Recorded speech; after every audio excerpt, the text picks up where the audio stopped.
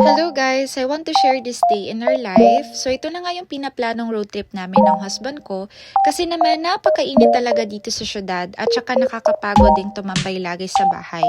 Kaya napagdesisyonan naming dalawa na magpa-distress at dala quality time na rin naming dalawa. Around 7 AM na pala ito, dapat nga mga 5 AM pa lang ay nakaalis na kami para maabutan pa namin ng fogs. Kaso naman itong Atenyo napakabagal kumilos kasi marami pang partihan. Kaya naabutan na tuloy kami ng sikat ng araw. Pero kita nyo naman, feel ko talaga ang lamig ng hangin dito.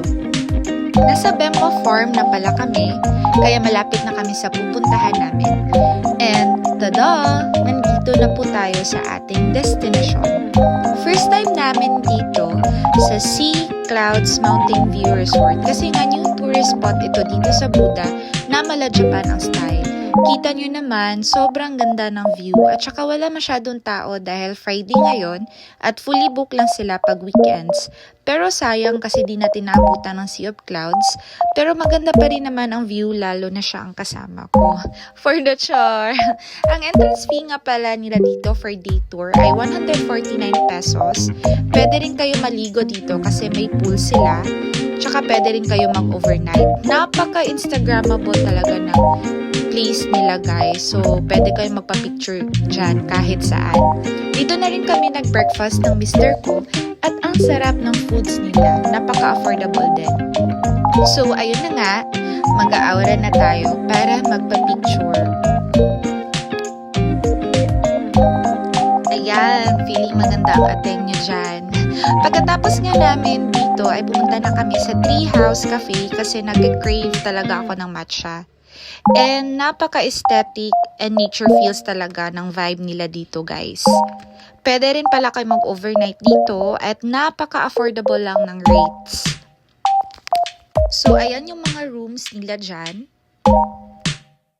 Malaki din ang space nila dito sa likod, kaya pwede nyo isama rito ang pamilya at mga barkada nyo.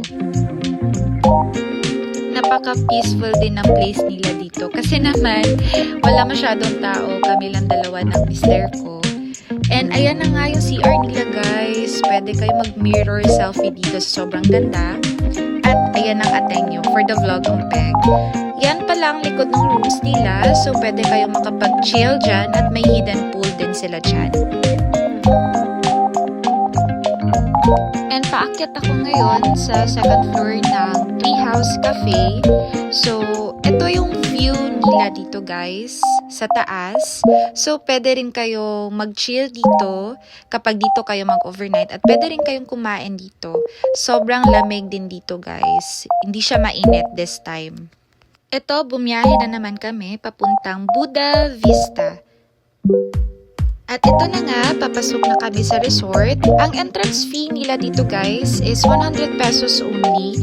And super sulit na talaga kasi marami na kayong mapapasyalan dahil napakarami nilang Instagrammable spots sa lawak ng resort nila.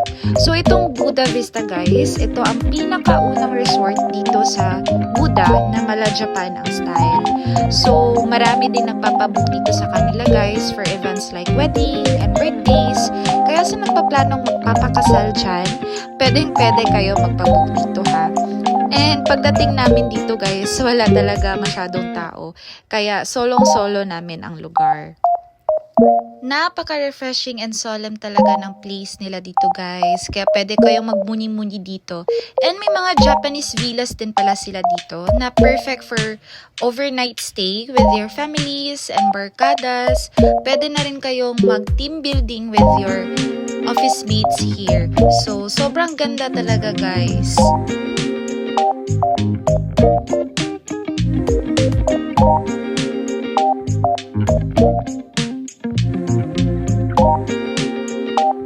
At saka meron din silang swimming pool guys. So pwede kayong mag-swimming dyan.